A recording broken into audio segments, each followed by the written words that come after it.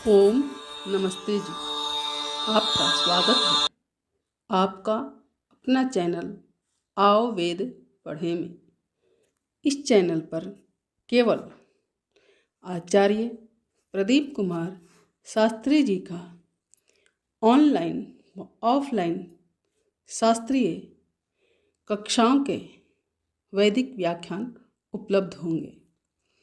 अपने चैनल पर आने वाले वीडियो की सूचना पाना चाहते हैं तो लाइक और सब्सक्राइब करें तथा घंटी के बटन को दबाएं, जिससे कि वीडियो अपलोड होते ही सबसे पहले सूचना पा सकें। वेद पढ़ें पढ़ाएं, सुने सुनाएं, वेद का संदेश घर घर पहुँचाएं। ऋषि ऋण को चुकाएं, अपना कर्तव्य निभाएं, जीवन सफल बनाएं।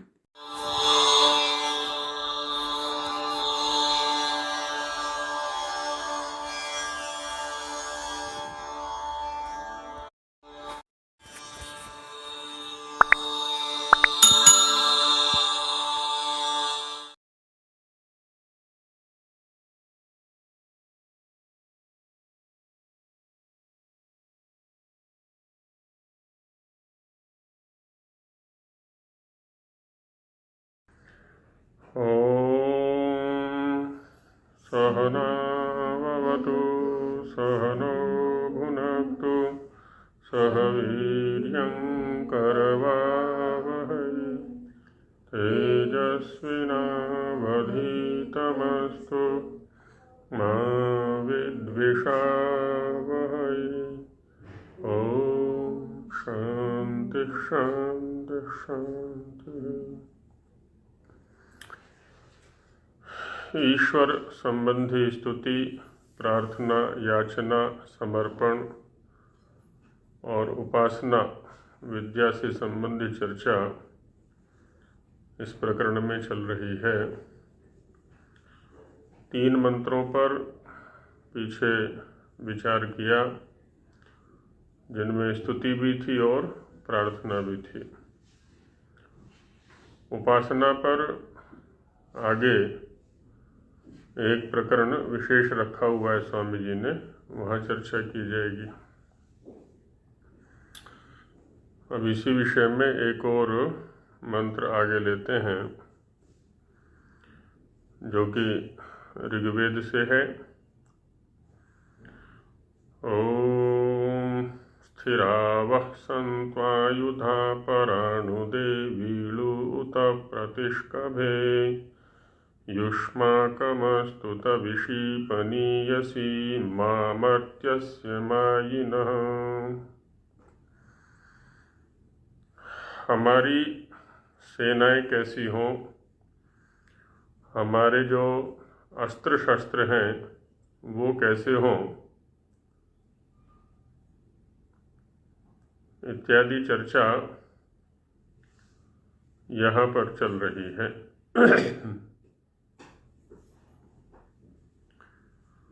इसमें बता रहे हैं कि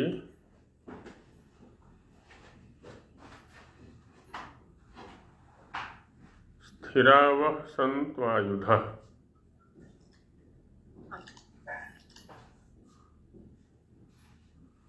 स्थिरावः सन्त्वायुधा,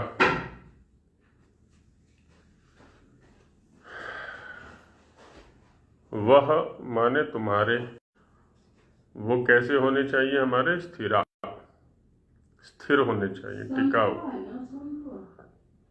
संतु आयुधा, तो स्थिर होने चाहिए, टिकाऊ होने चाहिए, चंचल नहीं, चलायमान नहीं, दोलायमान नहीं। और सबसे बड़ा जो आयुध है वो है मन, है ना। इसके द्वारा ही तो हम सारे संग्रामों को जीता करते हैं। तो स्थिरावः सन्त्वायुधा, ये स्थिर होना चाहिए हमारा। टिकाव होना चाहिए। किस लिए? पराणुदे, जिससे कि परा माने परे, णुद प्रेरणे, जो शत्रु है, दुष्ट भाव हैं, दुष्प्रवृत्तियां हैं, प्रतिकूलताएं हैं, बाधाएं हैं, उन सब को हम दूर कर सकें, दूर भगा सकें। इसलिए वीणु उत प्रतिष्कभे,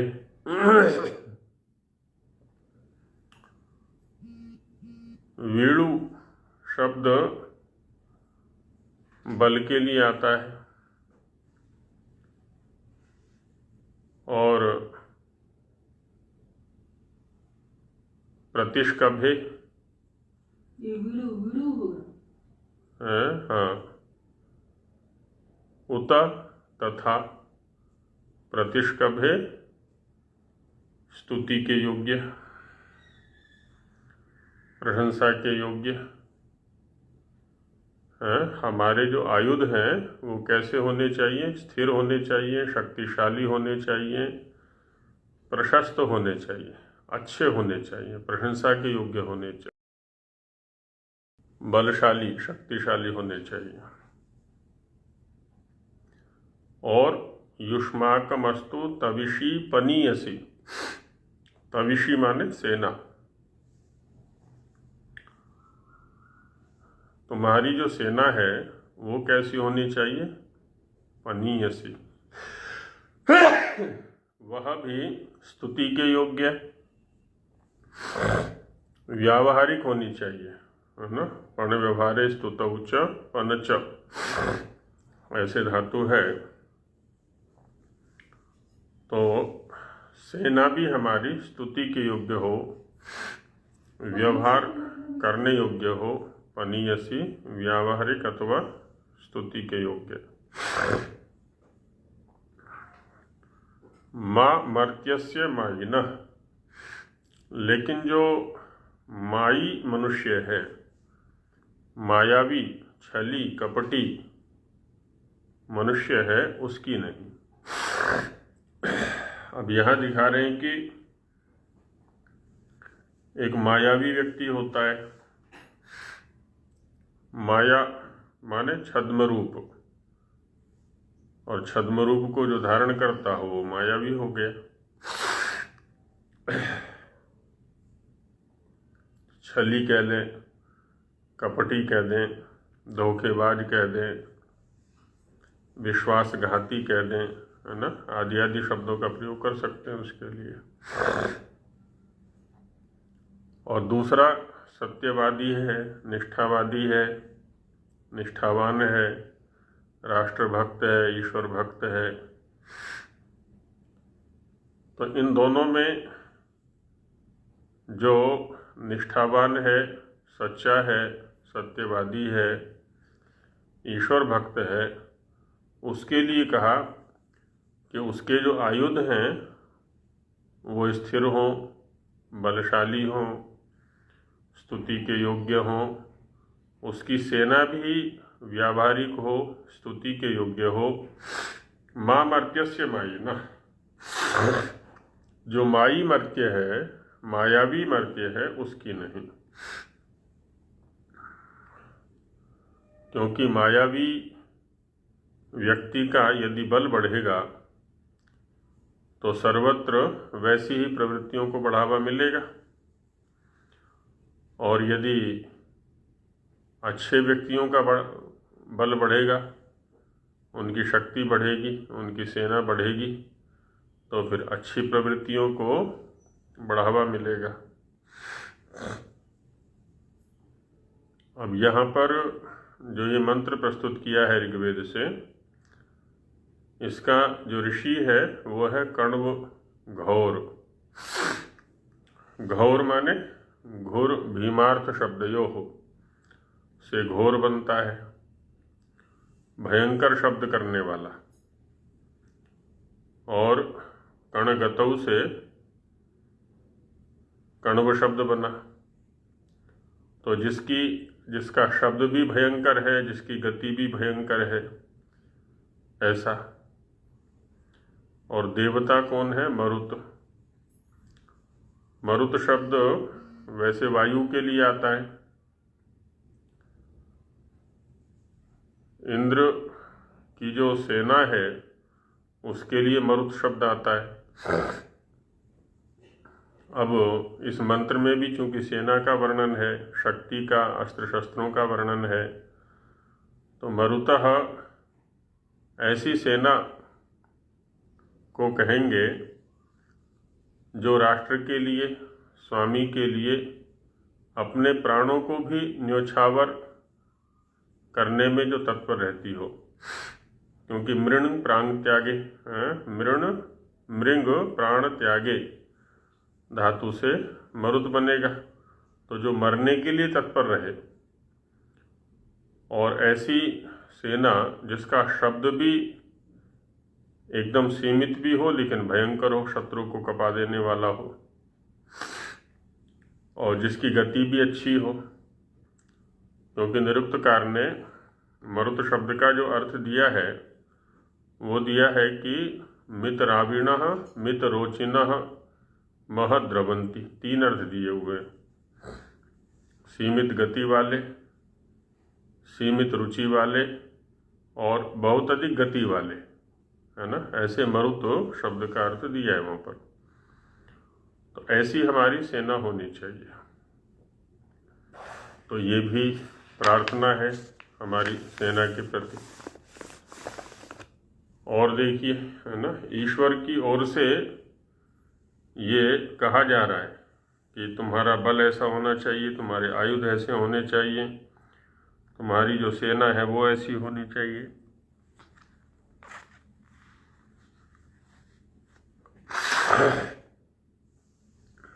इसी से मिलते जुलते भाव अग्रिम मंत्र में भी प्रस्तुत कर रहे हैं, जो कि यजुर्वेद से है, 38वें अध्याय का 14वां मंत्र।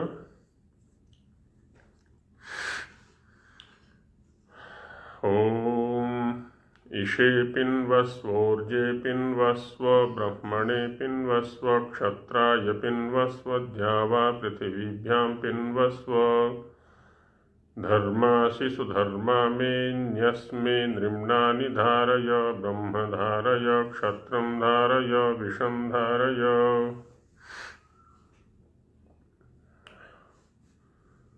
ईशे पिन्वस्व, ईश जो शब्द है वो अन्न के लिए भी आता है और इच्छा के लिए भी आता है। ईशु इच्छायाम, सबसे अधिक इच्छा अन्न की ही होती है। जो इष्यमाण पदार्थ है अपने जीवन संचालन के लिए वो अन्न होता है। तो ईश शब्द अन्न के लिए भी आता है। तो ईशे पिन्वस्व, अन्न के लिए, पिन्वस्व सेवन करो। ऊर्जे, ऊर्ज बल प्राणनयोः, शक्ति और प्राणों के लिए सेवन करो। ब्रह्मणे, जो ब्रह्म भाव है, ब्राह्मण भाव है, विद्या ज्ञान आदि है, और जिसकी प्रधानता, जिसके अंदर इसकी प्रधानता है, ब्रह्म भाव की, ज्ञान की, विद्या की, ऐसा जो ब्राह्मण है उसके लिए सेवन करो। क्षत्राय, जो क्षात्र भाव है, बल के कार्य, शरीर बल के अधिक कार्य हैं, रक्षा आदि, है ना, उनके लिए धारण करो, सेवन करो। द्यावा पृथ्वीभ्याम पिन्वस्व, द्युलोक और पृथ्वीलोक। द्युलोक पिता का रूप है, पृथ्वी माता का। तो जो ये माता और पिता का भाव है भरण पोषण करने का, मुख्य रूप से जो कि वैश्य का है, तो उसके लिए भी पिन्वस्व सेवन करो।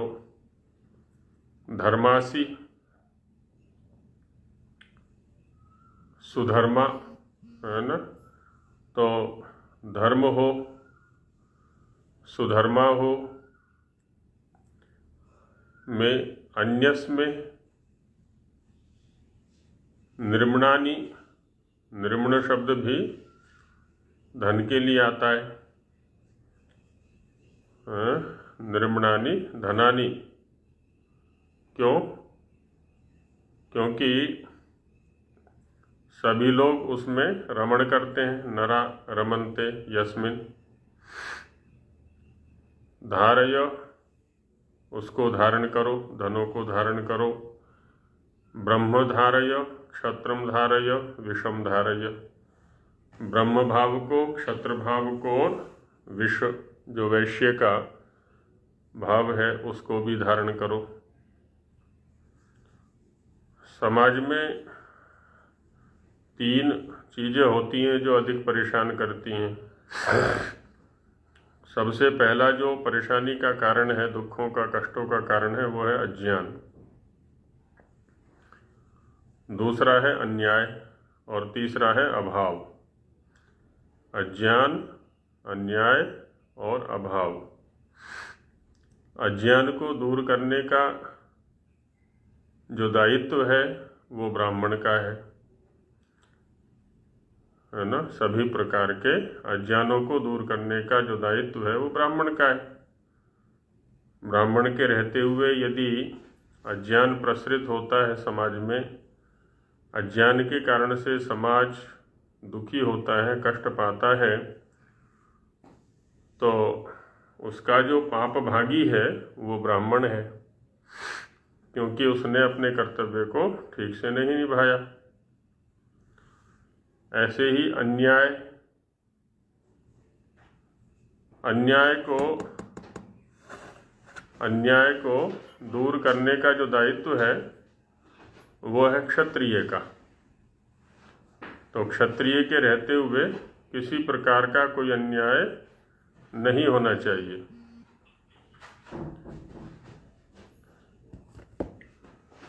क्षत्रिय के रहते हुए यदि कोई अन्याय किसी प्रकार का होता है तो उसका पाप भागी क्षत्रिय है। तो अन्याय को दूर करने का जो दायित्व है वो क्षत्रिय का हुआ। और तीसरा है अभाव। जीवन संचालन के लिए जो पदार्थ अपेक्षित हैं उनका अभाव नहीं होना चाहिए। और सभी प्रकार के अभावों को दूर करने का, सभी के अभावों को दूर करने का दायित्व वैश्य का है। वो ध्यान रखे समाज के किसी भी वर्ग में किसी भी प्रकार का अभाव नहीं होना चाहिए। अभाव होता है तो उसका पाप भागी वैश्य बनता है।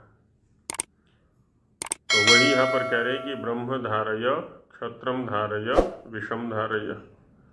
ब्रह्म भाव को, क्षात्र भाव को और विष भाव को धारण करो।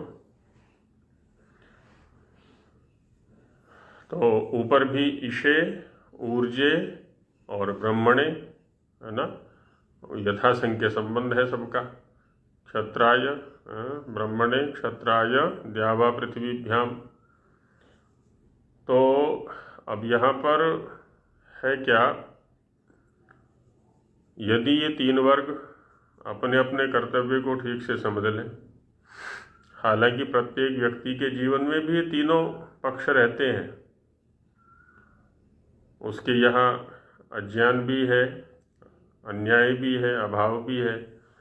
अज्ञान, अन्याय, अभाव को दूर करने का दायित्व प्रत्येक व्यक्ति का है ही अपना अपना, कि अपने जीवन में मैं अज्ञान को नहीं रहने दूंगा, अन्याय नहीं होने दूंगा और अभाव को भी नहीं होने दूंगा।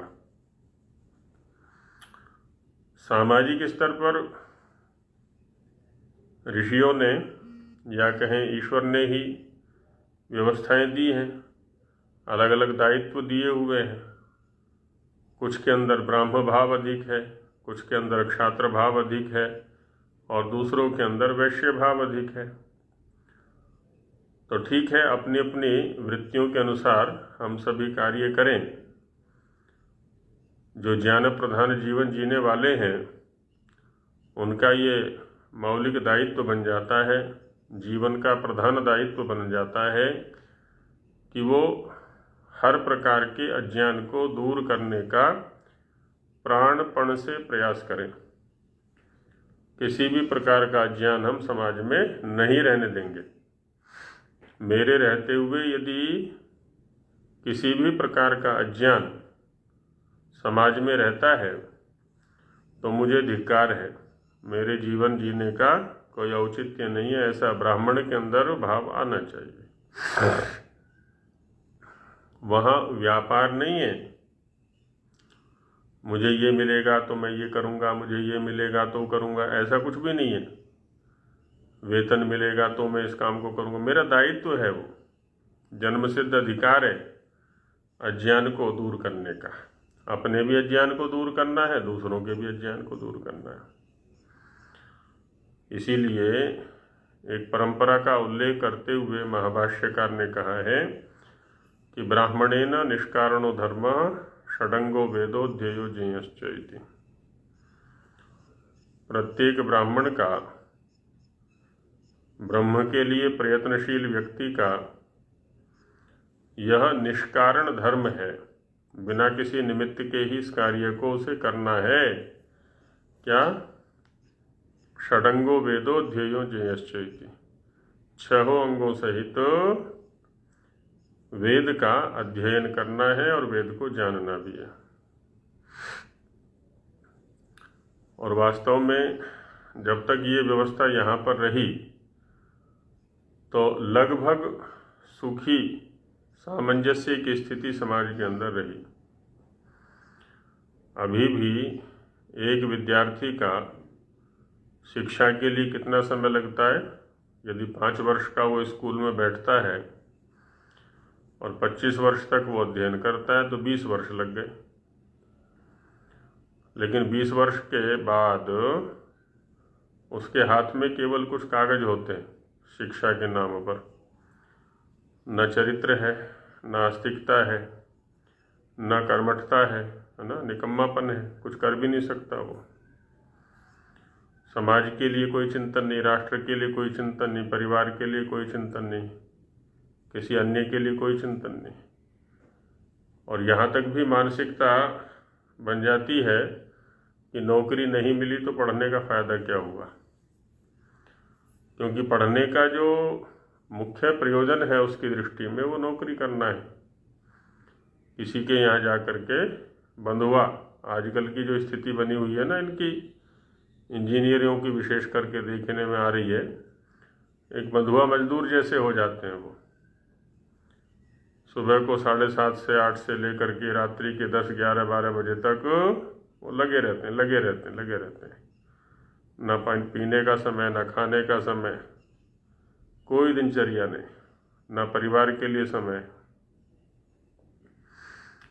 तो पढ़ाई, अब हमारे ऋषि तो घोषणा करते हैं कि सा विद्या या विमुक्त है। विद्या तो उसका नाम है जो मुक्ति का साधन बनती है, और अब की जो विद्या है वो तो बंधन का साधन बन रही है। किसी भी प्रकार के कोई सुख का साधन वहाँ पर है ही नहीं। 24 घंटे बंधा हुआ है, ना अपने लिए समय है ना दूसरों के लिए समय है। वस्तुतः यदि प्रत्येक विद्यार्थी का 10 वर्ष इधर लगा दिए जाएं, किस पर? वैदिक ज्ञान पर, 6 अंगों सहित वेद का अध्ययन करना, जानना, और उसके बाद वो आजीविका के लिए प्रशिक्षण ले ले।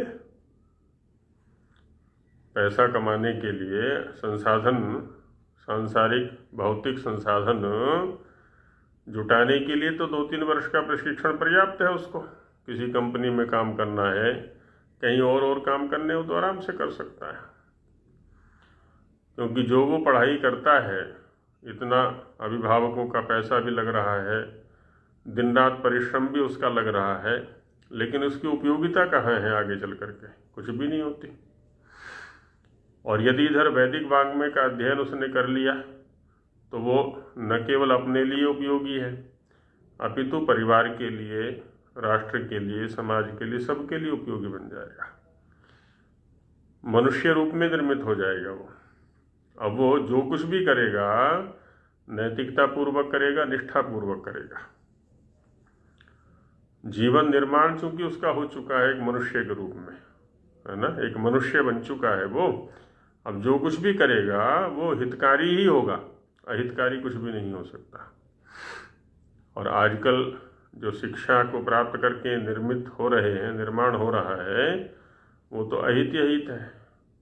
चिकित्सा के क्षेत्र में भी आविष्कार कोई होगा तो इस दृष्टि से होगा कि अधिकतम बीमार कैसे पड़े, इनसे कमाई कैसे हो।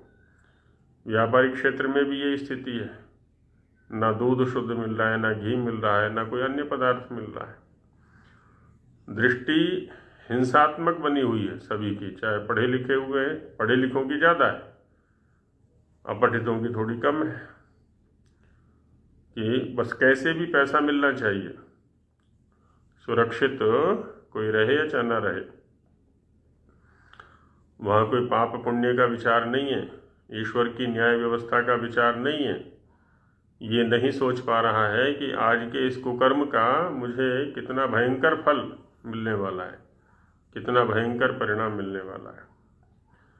तो ब्राह्मणत्व इतना पतित हो गया हमारा, है ना, ये अज्ञान जन्य स्थिति है सारी की सारी। तो इसलिए कहा यहाँ पर कि ब्रह्म धारय, ब्रह्म भाव को धारण करें, हम ज्ञानी बने। यही स्थिति न्याय के स्तर पर भी है। कितना भय व्याप्त है एक दूसरे से, यहाँ तक कि जो न्याय के क्षेत्र में सक्रिय हैं उनसे ज़्यादा भय होता है। पुलिस वालों से भय, वकीलों से भय, न्यायाधीशों से भय, कि एक बार उनके चक्कर में पड़ गए तो बस अब कहीं के नहीं रहेंगे हम। इधर चिकित्सकों से भय, जो चिकित्सा के क्षेत्र में है उनसे भी भय, कि डॉक्टर के हाथ में एक बार शरीर चला गया तो फिर मरण पर्यंत छुटकारा मिलने वाला नहीं है। खाए जाओ बोलिए, क्योंकि स्वास्थ्य ठीक करने के लिए वो है ही नहीं, वो भी अपनी कमाई का एक अवसर देखता है। वकील है, वो न्याय के लिए नहीं बैठा है, वो तो क्या बोलते हैं, एक शिकारी की भूमिका में है, चिड़िया फंसाने के लिए बैठा हुआ है।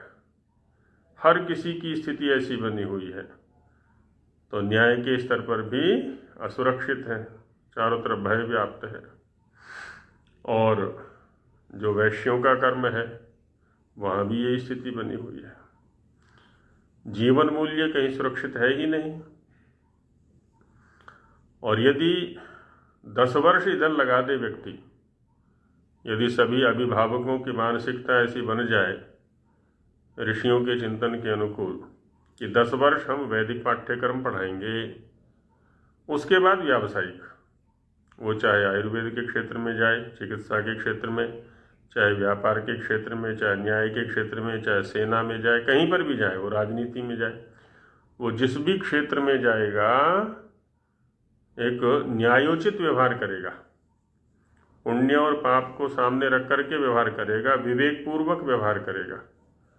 किसी के साथ वो चाह करके भी अन्याय नहीं कर सकता, उसका स्वभाव ही ऐसा बन चुका है, उसका चरित्र ऐसा बन चुका है। तो ये व्यवसायिक तो ये 12वीं के बाद ही तो डिवाइड करते हैं ना। हाँ, 12वीं के बाद करते हैं। डिवाइड करते हैं। हाँ, तो इसलिए ऋषियों ने बड़े सूझबूझ के साथ में कह दिया कि सभी का ये निष्कारण धर्म है। वेदों के अध्ययन में कोई कारण नहीं ढूंढना है कि नौकरी लगेगी कि नहीं लगेगी, कहीं आजीविका मिलेगी कि नहीं मिलेगी। नहीं भाई, ये तो तुम्हारे जीवन का जो परम लक्ष्य है उसके अनुकूल निर्माण प्रक्रिया है। तो ये तो अनिवार्य रूप से करना, अनिवार्य शिक्षा है। तो अब सब कुछ उल्टा एकदम, गर्भकाल से ही सब कुछ विपरीत परिस्थिति उत्पन्न कर दी जाती है।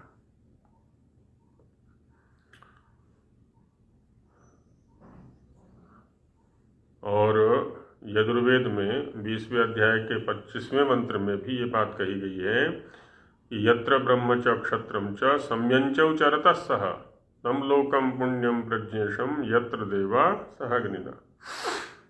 ये दोनों मिल करके चले, ब्रह्म और क्षत्र, ब्राह्मण वर्ग और क्षत्रिय वर्ग। फिर देखो स्वर्ग ही स्वर्ग है। हम अपनी अपनी भूमिकाओं को निभाएं।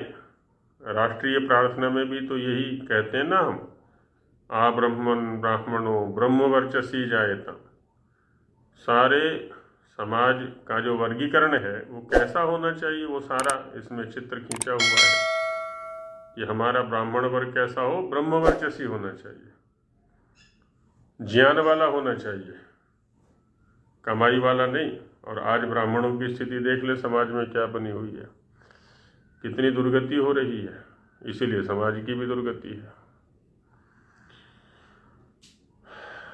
तो वेद की सुने, वेद के अनुसार अपने आचरण को बनाएं यदि सुखी रहना है तो। और देखिए हमारा मन कैसा हो गया। प्रतिदिन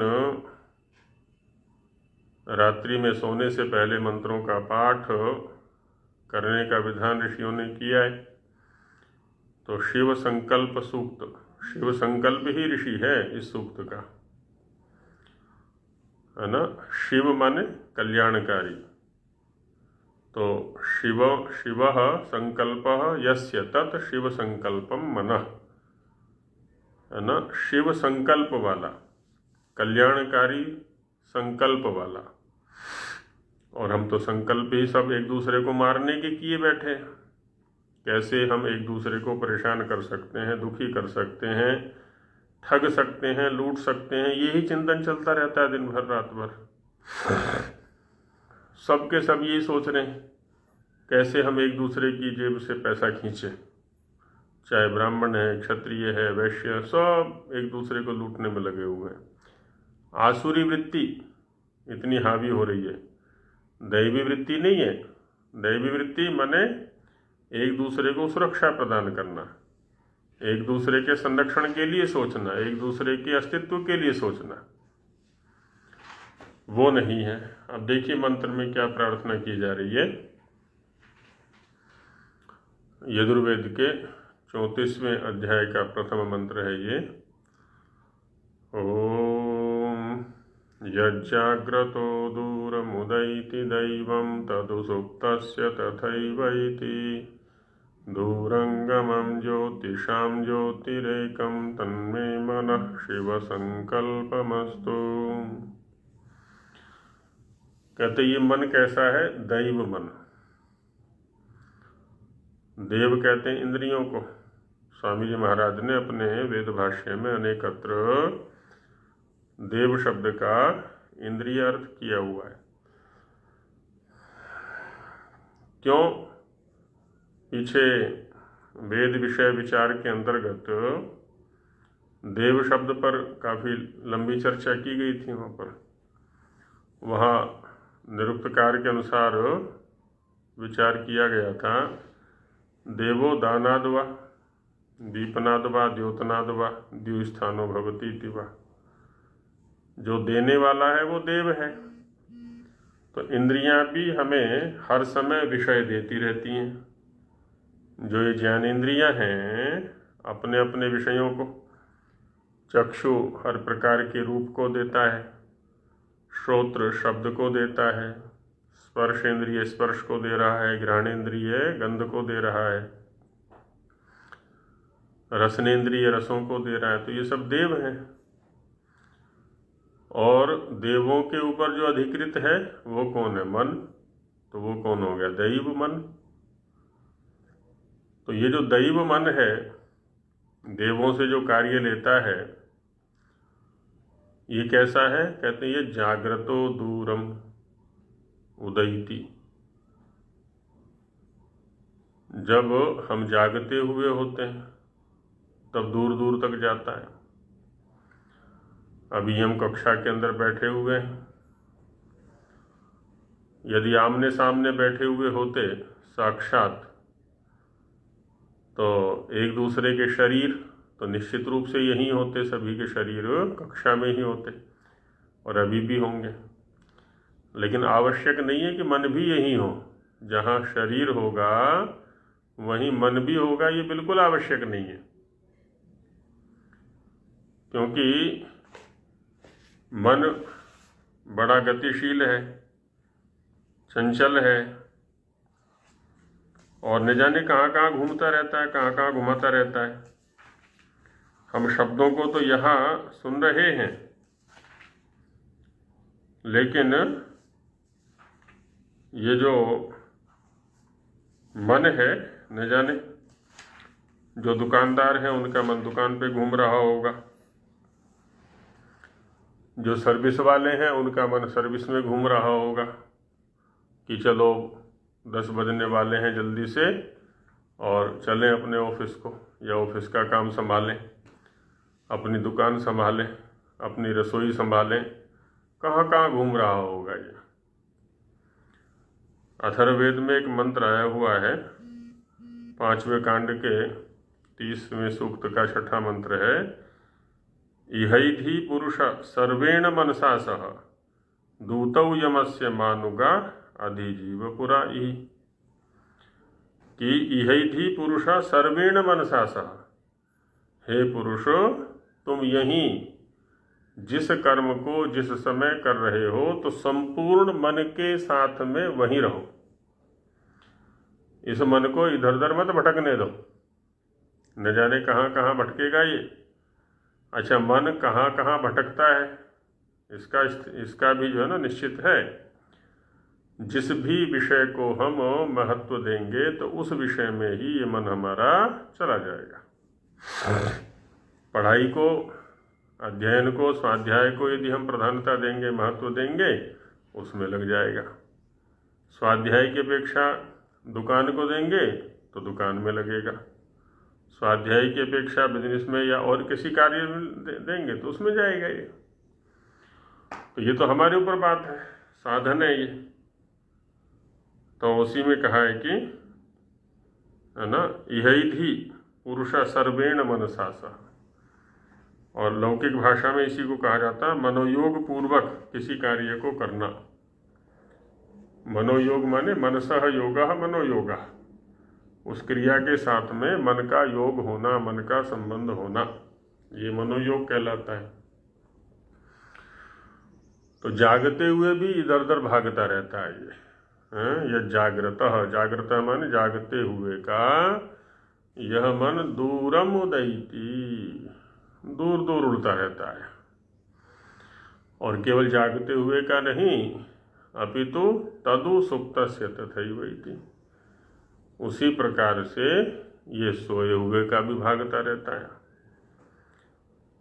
गए सोने के लिए और पहुंच गए दिल्ली, पहुंच गए मुंबई, पहुंच गए कलकत्ता, कभी कहीं जा रहे हैं, कभी कहीं जा रहे हैं, कभी कहीं जा रहे हैं। कभी कहीं के दृश्यों को उपस्थित कर रहा है ये मन, कभी कहीं के दृश्यों को उपस्थित कर रहा है। अनुकूल दृश्य भी हैं, प्रतिकूल दृश्य भी हैं, नए भी हैं, पुराने भी हैं, शत्रु भाव भी हैं, मित्र भाव भी हैं, है ना। तो सोते हुए का भी ऐसे भागता रहता है ये। इसलिए कहा कि दूरंगमम, बहुत दूर तक गति करने वाला है ये। और इसकी गति तो प्रकाश से भी अधिक है। गति की जो तीव्रता है, बहुत तीव्र गति से भागता है। एकदम यहाँ से बम्बई पहुँच गया। जो अमेरिका घूमे हुए हैं उनका मन अमेरिका पहुँच गया। तो किसी का कहीं, किसी का कहीं, जैसे जैसे भी जिसने स्वाद लिए हुए हैं, इंद्रियों को विषय दिए हुए हैं, उन विषयों में ये भागता रहता है। तो हमें क्या करना है, इसको अभ्यास कर करके इसको स्वाध्याय में लगाना है, ईश्वर के चिंतन में लगाना है, ईश्वर की जो स्तुति है उसमें लगाना है इसको। स्तुति स्थूल विषय है, उसके आगे आगे जो है उपासना तो बड़ा सूक्ष्म विषय है। तो पहले स्थूल विषय पकड़ाएं, स्थूल स्तर पर पकड़ाने का अभ्यास बनाएं, धीरे धीरे सूक्ष्म विषयों को भी पकड़ेगा ये।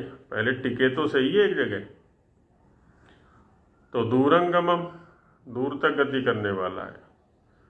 ज्योतिषाम ज्योति ही, जितने भी ज्योति हैं, ये प्रकाशक पदार्थ हैं, सूर्य है, चंद्र है, नक्षत्र है और भी अग्नि है। उनमें से एक ये भी ज्योति है, और देखा जाए तो उनको भी दिखाने वाला यही है। मन यदि उदास है तो वो सब भी दिखने वाले नहीं है। तन्मे मनः, तो इस प्रकार का जो ये मेरा मन है वो शिव संकल्पमस्तु, शिव संकल्प वाला होवे। संकल्प विकल्पात्मक मनः, संकल्प विकल्प करने का काम मन का होता है। मनु अवबोधने, मन ज्ञाने, धातुओं से मन शब्द बनेगा।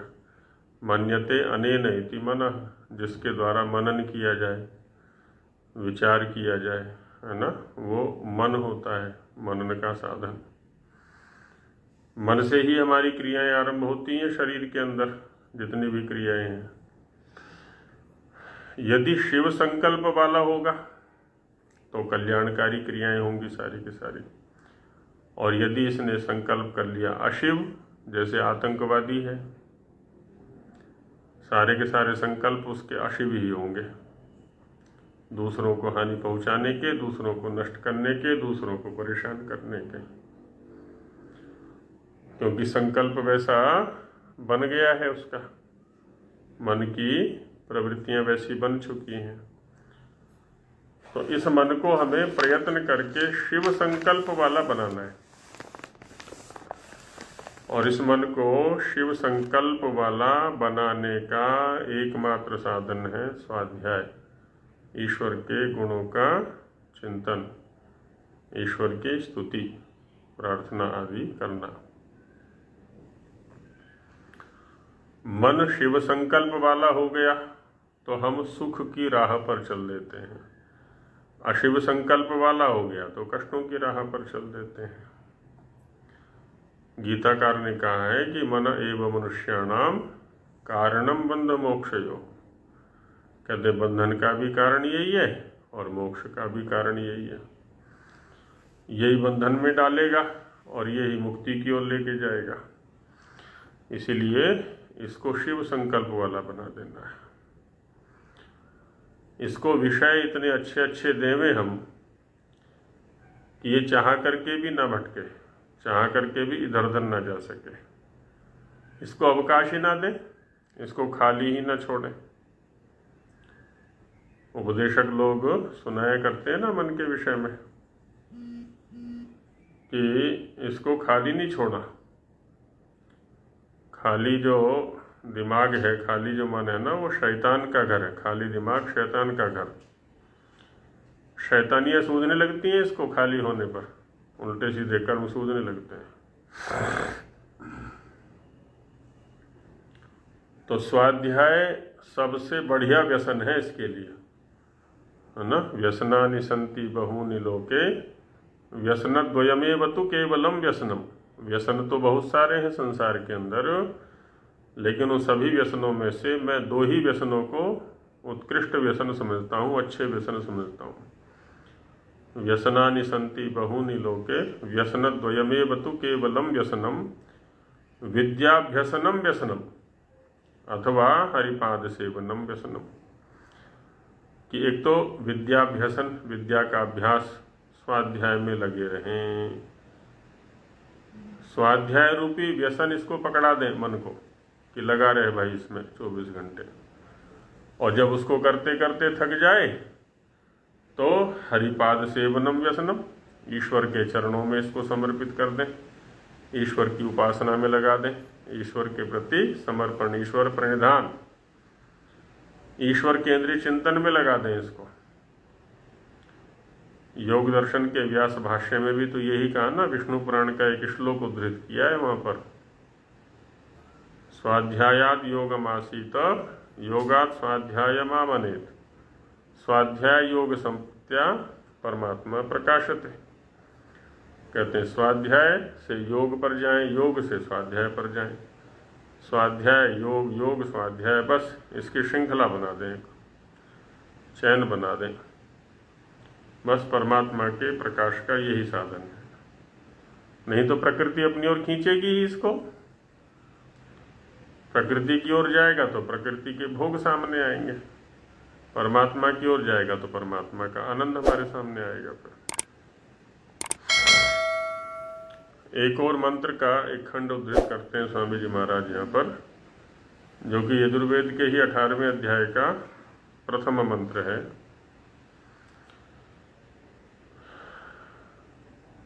ओम वाजश्च मे प्रसवश्च मे प्रयतिश्च मे प्रसितिश्च मे धीतिश्च मे क्रतुश्च मे। पूरा मंत्र है फिर इसके आगे, स्वरश्च मे श्लोकश्च मे शवश्च मे श्रुतिश्च मे ज्योतिश्च मे स्वश्च मे यज्ञेन कल्पन्ताम्। कहते हैं ये सभी जो भाव हैं वो यज्ञ के द्वारा समर्थ होवे, पूर्ण होवे। वाज, वाज कहते हैं बल को, वाज गति के लिए भी आता है और वाज से ही वाजी बनता है। वाजी शब्द आता है अश्व के लिए, घोड़े के लिए, अच्छी गति वाला होता है, अच्छे बल वाला होता है। तो वज व्रज गतौ, तो वज व्रज गतौ से वाज बना, वाज से वाजी बना और वाज से ही वाजीकरण बना। आयुर्वेद में वाजीकरण औषधियाँ हैं जो कि शक्ति संपन्न बनाती हैं। शुक्र वृद्धि की जो औषधियाँ हैं ना, वो वाजीकरण औषधियाँ कहलाती हैं। तो वाजश्च में है ना, यज्ञेन कल्पन्ताम के द्वारा वाक्य को पूर्ण करेंगे। वाजश्च में यज्ञेन कल्पन्ताम, प्रसवश्च में यज्ञेन कल्पन्ताम, ऐसा करके कि जो वाज है, प्रसव है, प्रयति है, प्रसिति है, धीति है, क्रतु है, स्वर है, श्लोक, श्रव, श्रुति, ज्योति, स्व इत्यादि जो पदार्थ हैं ये सब के सब यज्ञ से पूर्ण होवें, यज्ञ से समर्थित होवें, यज्ञमय होवें, यज्ञ पूर्वक होवें। अब देखिए बल की भी प्राप्ति कैसी होगी जी, यज्ञ पूर्वक होगी हमारी, है ना। वाजश्च यज्ञेन कल्पन्ताम्,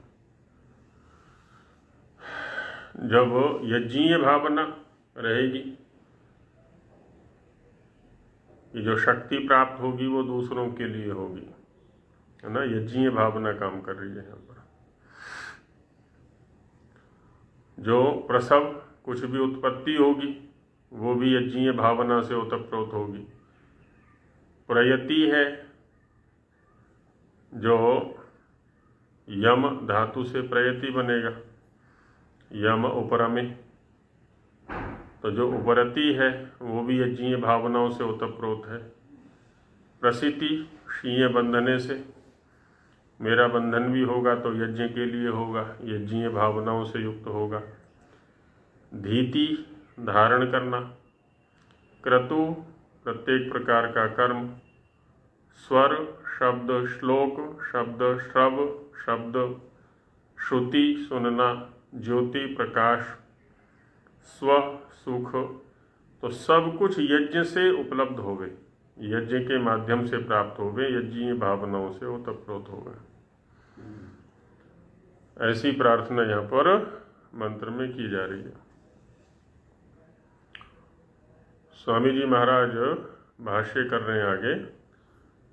स्थिरावह अभिप्रायः, मंत्र का अभिप्राय है ईश्वरो जीवेभ्यः आशीर्ददातीति विज्ञेयम्। इस मंत्र के द्वारा ईश्वर जीवों को आशीर्वाद दे रहे हैं। ईश्वर जीवों के प्रति अपनी इच्छा की अभिव्यक्ति कर रहे हैं कि मेरी इच्छा है कि तुम ऐसे हो। जैसे पिता या माता या आचार्य अपनी संतानों के प्रति अपनी इच्छा अभिव्यक्ति करते हैं, आशीर्वाद भी तो देते हैं ना। जब कोई अभिवादन करता है तो उसमें प्रत्यभिवादन किया जाता है, प्रत्यभिवादन में आशीर्वाद देते हैं। जीते रहो, विद्यावान बनो, विद्वान बनो, शक्तिशाली बनो। गांव वाले कहते थे पहले जो माताएं थी, हाथ पैर बने रहें, तेरे भाई बने रहें, आदि आदि जो भी मेरी इच्छा है कि तुम हर प्रकार से सुखी रहो, संपन्न रहो। तो वैसे ही ईश्वर भी यहाँ पर अपनी इच्छा की अभिव्यक्ति कर रहे हैं हमारे प्रति कि देखो तुम्हें सुखी रहना है, स्वस्थ रहना है, संगठित रहना है, तो ये भाव तुम्हारा रहना चाहिए। अब यहाँ वेद क्या कह रहा है कि तुम्हारे आयुध प्रशस्त हो गए, और हमने तो घर में लाठी भी रखनी छोड़ दी। पूजा तो राम की करते हैं, पूजा कृष्ण की करते हैं, हम कृष्ण को मानने वाले हैं, राम को मानने वाले हैं। राम और कृष्ण तो दुर्दांत आतंकवादियों का सफाया करने में लगे रहे पूरे जीवन में। धनुष बाण लेकर के, सुदर्शन चक्र लेकर के, तलवार लेकर के, जो भी शस्त्र था उनका, उसको लेकर के अपने क्षात्र धर्म को निभाया उन्होंने पूरी तरह से। हिंदुओं में जितने भी देवी देवताएं हैं, वो उन सब में ब्रह्म भाव भी है, क्षात्र भाव भी है, और वैश्य भाव भी है ना। धन की देवी है कोई शक्ति की, अधिकतम तो शक्ति की देवियां हैं, और ज्ञान की भी है। किसी के हाथ में वेद पकड़ाया हुआ है, अधिकतम के हाथ में अस्त्र शस्त्र पकड़ाए हुए हैं, धनुष है, भाला है, तलवार है, गदा है ना, ऐसे अस्त्र शस्त्र पकड़ाए हुए हैं, और स्वयं निकम्मे हम बने हुए हैं, है ना। अब उसमें क्या करते हैं, आप ही हमारी रक्षा कर दो। जब हमारे ऊपर शत्रु आक्रमण करने के लिए आए, आप अपनी गदा चला देना, आप अपना धनुष चला देना, आप अपना बाण चला देना, आप अपनी लाठी चला देना, और हम कायरों की भांति ऐसे बैठे रहें, तो वो देवी ना हो गई, चौकीदार हो गई हमारी, है ना। ईश्वर नहीं बल्कि चौकीदार हो गया। हनुमान की बड़ी सी मूर्ति बना करके शहर के कोने पर खड़ी कर दी, चौकीदार बना करके, कि हनुमान जी इस पूरे शहर की रक्षा करेंगे। अब इतनी ऊंची मूर्ति बना दी, इतनी ऊंची मूर्ति बना दी कि उससे ऊंची कोई बिल्डिंग नहीं है। तो सभी बिल्डिंगों पर, पूरे शहर पर हनुमान जी की दृष्टि है, और गदा भी खूब बड़ी है उनकी, थमा दी हाथ में, लोहे की या मिट्टी की या पत्थर की बना करके, कि अब इस शहर के ऊपर कोई भी यदि आपत्ति आएगी तो हनुमान जी अपनी गदा से दूर कर देंगे। ऐसे ही शिव भक्तों ने शिव की मूर्ति बना दी खूब बड़ी, राम के भक्तों ने राम की बड़ी मूर्ति बना दी। अब उनके हाथ में तो थमा दिया, अपने हाथ खाली कर दिए पूरी तरह से। तो आक्रमणकारियों ने देखा कि इनकी जो रक्षा है, ये तो यही करेंगे सब पत्थर वाले, ये स्वयं कुछ करने वाले नहीं है, इसलिए दनादन आकर के कुचलते चले गए। लेकिन वेद कह रहा है कि तुम्हारे आयुध बढ़िया होने चाहिए, तीक्ष्ण होने चाहिए, प्रशस्त होने चाहिए, स्तुत्य होने चाहिए, स्थिर होने चाहिए। स्थिर लक्ष्य वेधी, जहाँ एक बार निशाना लगा दिया तो बस वहीं जाके निशाना लगेगा, चूकेंगे नहीं, है ऐसे स्थिर होने चाहिए वो। तो वेद से भी शिक्षा लें हम, ईश्वर की माने, और वेद को न समझ करके, वेद की आलंकारिक भाषा को न समझते हुए जो हमने मूर्तियां घड़ ली हैं, उन मूर्तियों से शिक्षा ले लें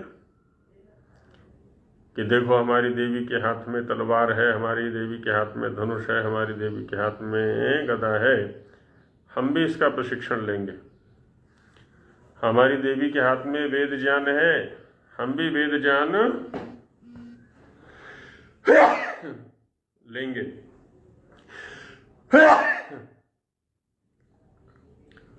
तो हमारे जीवन में ना तो अज्ञान रहेगा, ना अन्याय रहेगा, ना अभाव रहेगा।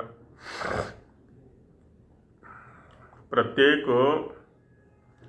अज्ञान से भी हम दो दो हाथ कर सकेंगे, उसको दूर करने का पूरा प्रयास कर सकेंगे जब वेद का अध्ययन करेंगे। और जब शक्ति हमारे शरीर में होगी, क्योंकि हमें शारीरिक बल भी चाहिए, आत्मिक बल भी चाहिए। ईश्वर की उपासना से आत्मिक बल आता है। जब हम ईश्वर के गुणकर्म स्वभावों को अपने चरित्र में धारण करते हैं, आत्मिक बल आता है। और बाह्य जो आचार विचार है, आहार विहार है, उससे शारीरिक बल प्राप्त होता है। तो बाह्य शत्रुओं को हम उससे खदेड़ेंगे, आंतरिक शत्रुओं को आत्मिक बल से दूर करेंगे और बाह्य शत्रुओं को शारीरिक बल से दूर करेंगे। और जब अपने कर्तव्य के प्रति निष्ठावान होकर के हम लगेंगे तो किसी भी प्रकार का अभाव हमारे जीवन में नहीं होगा। तो अज्ञान को दूर करने का भी दायित्व हमारा है, अन्याय को दूर करने का भी दायित्व हमारा है, और अभाव को भी दूर करने का दायित्व हमारा ही है। वो चाहे हमारे निजी जीवन में हो, पारिवारिक जीवन में हो, सामाजिक जीवन में हो। वेद की आज्ञाओं का पालन करेंगे तो सब कुछ जो विपरीतताएं हैं सब हट जाएंगे। नहीं करेंगे तो सब कुछ विपरीतताएं रहेंगी, दुख रहेंगे, क्लेश रहेंगे, कष्ट रहेंगे। स्वामी जी का जो भाष्य है इस पर कल चिंतन करेंगे। अभी समय पूरा हो गया है तो यहीं विराम लेते हैं। ओम सहना भवतु सहनौ भुनक्तु सह वीर्यं करवावहै तेजस्विनावधीतमस्तु मा विद्विषावहै। ओम शांति शांति शांति। सभी को नमस्ते जी।